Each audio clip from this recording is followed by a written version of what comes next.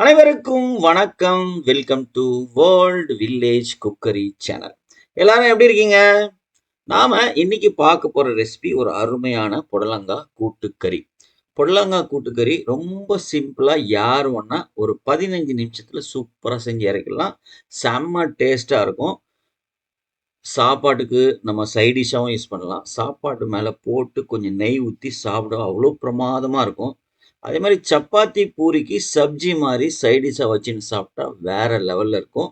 கொஞ்சம் தண்ணியா செஞ்சீங்கன்னா, இட்லி, தோசை கூட அவ்வளோ பிரமாதமா இருக்கும். நாங்க இன்னைக்கு பிரேக்ஃபாஸ்ட்டுக்கு கேழ்வரகு அடைக்குக்கு இந்த புடலங்காய் கூட்டு வச்சு தான் சாப்பிட்டோம். அவ்வளோ பிரமாதமா இருந்தது.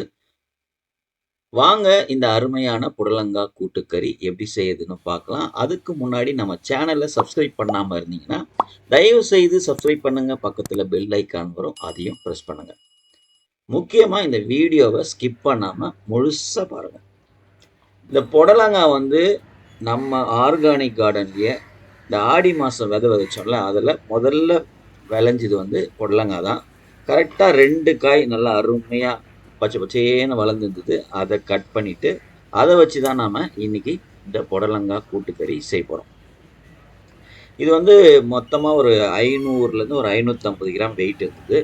ஏன் வெயிட் பார்த்தோம்னா, வெயிட்டு எவ்வளோ காய் போடுறோமோ அதுக்கேற்ற மாதிரி தான் பருப்பு வைக்கணும். ஸோ கால்வாசி 550 கிராம் அப்படின்னா ஒரு 125 கிராம் பருப்பு போட்டோம்னா கூட்டுக்கறி நல்லாயிருக்கும். நான் வந்து ஒரு 75 கிராம் சிறுபருப்பு, 50 கிராம் கடலைப்பருப்பு நல்லா ஒரு 2 தடவை அலசிட்டு ஒரு அரை மணி நேரம் ஊற வச்சிடணும். அப்போ தான் வேக வைக்கும் போது ஈஸியாக வெந்துடும். ஸோ ஊறுற நேரத்தில் நம்ம காயை கட் பண்ணிக்கலாம். இந்த மாதிரி புடலங்காவோட தோலை மேலே லேசாக இது மாதிரி சீவி எடுத்துங்க. இது வந்து பழக்கமாயிட்டதுனால இவங்க சீவுறாங்க. நம்ம வெளியே பூச்சி மருந்து உரம்லாம் போட்டிருப்பாங்க, அதனால அதுக்காக நம்ம மேலே சீவுவோம். நம்மளது ஆர்கானிக் தான், நம்ம எதுவும் அது மாதிரி யூஸ் பண்ணுறதில்ல. பூச்சி மருந்தும் சரி உரமும் சரி ஃபுல்லாகவே ஆர்கானிக் தான். அதனால நம்ம இது மாதிரி சீவ தேவையில்ல. ஆனாலும் பழக்கத்தில் அவங்க சீவிடுறாங்க.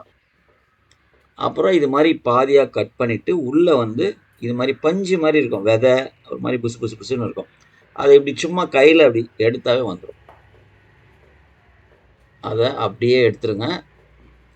எடுத்துட்டு இந்த புடலங்காவை ஒரு சின்ன சின்ன பீஸாக கட் பண்ண போகிறோம். ரொம்ப சின்ன பீஸாகவும் கட் பண்ணக்கூடாது, குழஞ்சிடும். அப்புறம் காய் இருக்கிறதே கூட்டில் தெரியாது. அது ரொம்ப பெருசாகவும் கட் பண்ணக்கூடாது, ஒரு மீடியம் சைஸில் கட் பண்ணிங்க.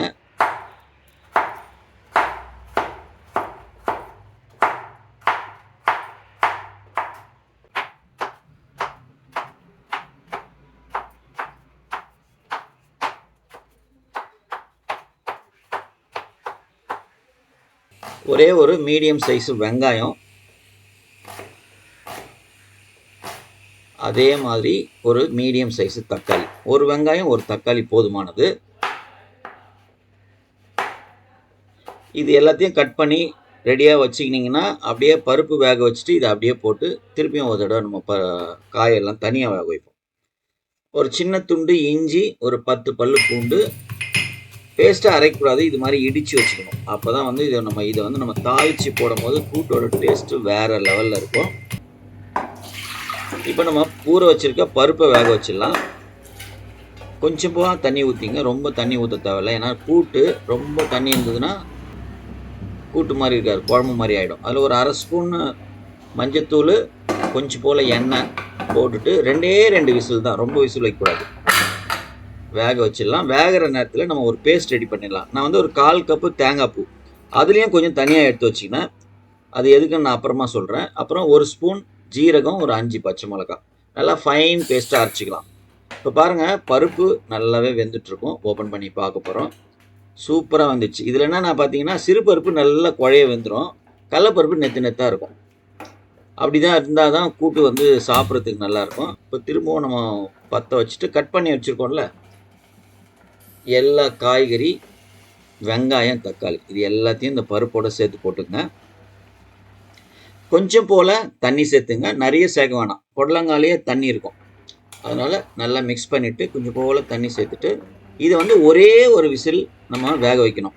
பருப்போடே சேர்த்து காய்கறி வேக வச்சிடலாமான்னு கேட்பாங்க. குழஞ்சிரும், சாப்பிடும் போது புடலங்காவே தெரியாது, கூட்டு மாதிரியே தெரியாது.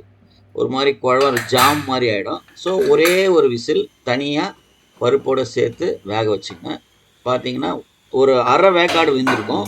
நம்ம அதுக்கப்புறம் ஒரு 5 நிமிஷம் கொதிக்க வைக்கணும். அதனால் ஒரே ஒரு விசில் வச்சு வேக வச்சு தனியாக எடுத்துருவோம். இப்போ பாருங்கள் நல்லா மிக்ஸ் பண்ணிட்டா இப்போ பார்க்கும்போது ஒரு கூட்டு மாதிரி ஒரு ஸ்டேஜ் வந்துடுச்சு. நல்லா வாசம் சூப்பராக இருக்கும். இன்னொன்று ஆர்கானிக் காயில் வந்து நீங்கள் கூட்டு செய்யும் போது அது வேறு மாதிரியாக இருக்கும். இப்போ நம்ம ஃபைன் பேஸ்ட் அரைச்சி வச்சுருக்கோம்ல, தேங்காய், பச்சை மிளகாய், ஜீரகம், அதை இதோடு சேர்த்துக்கலாம். நல்லா மிக்ஸ் பண்ணிவிடுங்க. ரொம்ப திக்காக இருக்குது, எவ்வளோ திக்காக இருக்குதுன்னு பார்த்துருங்க. அதே மாதிரி காய் எந்த அளவுக்கு வெந்திருக்குன்னு பார்த்துருங்க. அப்புறம் கொஞ்சம் போல் தண்ணி ஊற்றிட்டு மிக்ஸ் பண்ணிவிட்டு ஒரு 5 நிமிஷம் கொதிக்க விடலாம். காய் வந்து கொஞ்சம் வேகணும். இப்போ ஒரே ஒரு விசில் தானே போட்டிருக்கோம், பாதி தான் வெந்திருக்கோம். இப்போ பச்சை மிளகா, தேங்காய்லாம் அரைச்சிருக்கோம், அதுவும் கொஞ்சம் வேகணும் இல்லையா, அதுக்காக ஒரு 5 நிமிஷம் கொதிக்கிட்டோம். இந்த நேரத்தில் ஒரு தாளிப்பு ரெடி பண்ணிடலாம். ஒரு 25 ml தேங்காய் எண்ணெயில் தான் தாளிக்கணும். 1 ஸ்பூன் கடுகு, அரை ஸ்பூன் உளுத்தம்பருப்பு, கொஞ்சம் போல் ஜீரகம். கடுகு நல்லா வெடித்து வந்ததுக்கப்புறம் ஒரு 5 காஞ்ச மிளகா, கொஞ்சம் பெருங்காயத்தூள், கருவேப்பிலை, இது எல்லாத்தையும் போட்டு நல்லா ஃப்ரை பண்ணுங்கள். அதுக்கப்புறம் இடித்து வச்சுருக்க இஞ்சி பூண்டு அதையும் இதோடு சேர்த்துட்டு ஒரு 2 நிமிஷத்துக்கு நல்லா ஃப்ரை பண்ணுங்கள். இது ஃப்ரை நல்லா ஆச்சுன்னா நல்லா வாசமாக இருக்கும், கூட்டு செம்ம டேஸ்ட்டாக இருக்கும். இப்போ நான் ஒரு 4 சின்ன வெங்காயம் பொடியாக நறுக்கி வச்சுருக்கேன், அதை இதோட சேர்த்துக்கலாம். சின்ன வெங்காயம் இல்லைன்னா பெரிய வெங்காயம் கூட ஒரு சும்மா கொஞ்சம் போல் போட்டுட்டு வதக்கிங்க. இதையும் ஒரு 1 நிமிஷம் நல்லா வதக்குங்க. நல்லா வதங்கி கலர்லாம் சேஞ்ச் ஆகும். இதே நேரத்தில் நம்ம புடலங்காய் கூட்டு உப்பு சேர்க்கவே இல்லை, ஏன்னா காய் வேகட்டும் அப்புறமா சேர்த்துக்கலான்ட்டு. இப்போ தேவையான அளவு உப்பு சேர்த்துட்டு மிக்ஸ் பண்ணிவிடுங்க. மிக்ஸ் பண்ணிவிட்டு இப்போ தாளிப்பை இந்த கூட்டில் சேர்த்துடலாம். சேர்த்துட்டு நம்ம தனியாக கொஞ்சம் போல் தேங்காய் பூ தனியாக எடுத்து வச்சுருக்கோம்ல, இதை அது மேலே தூவிடுங்க. பொடியாக நறுக்குன்னா கொத்தமல்லி. தேங்காய் பூ இது மாதிரி சேர்த்தோம் அப்படின்னா சாப்பிடும் போது அது நடுவில் தேங்காய் வரும், சூப்பராக இருக்கும். அது அரைச்சி போட்டதை விட இது தனியாக இருக்கிற தேங்காய் வந்து தனியாக தெரியும், செம்ம டேஸ்ட்டாக இருக்கும். கண்டிப்பாக இந்த அருமையான ஹெல்த்தியான டேஸ்டான புடலங்காய் கூட்டு எல்லாத்துக்கும் மேட்ச் ஆகும். சாப்பாடு, இட்லி, தோசை எதுக்கு ஒன்றா சைடிஷாக வச்சுக்கலாம். செஞ்சு பாருங்கள், சாப்பிட்டு பாருங்கள், சந்தோஷமாக இருங்க. செஞ்சு பார்த்துட்டு கமெண்ட் பாக்ஸில் எப்படி இருந்ததுன்னு கமெண்ட் பண்ணுங்கள். உங்களோட ஒவ்வொரு கமெண்ட்ஸும் எங்களுக்கு ரொம்ப ரொம்ப முக்கியம். இந்த வீடியோ உங்களுக்கு பிடிச்சிருந்ததுன்னா ஒரு லைக்கை ஒன்று போடுங்க. உங்கள் நண்பர்களுக்கும் உறவினர்களுக்கும் இந்த வீடியோவை ஷேர் பண்ணுங்கள். முக்கியமாக நம்ம சேனலை சப்ஸ்கிரைப் பண்ணுங்கள். பக்கத்தில் பெல் ஐக்கான் வரும், அதையும் ப்ரெஸ் பண்ணுங்கள். மீண்டும் அடுத்த வீடியோவில் பார்க்கலாம். நன்றி, வணக்கம், பபாய்.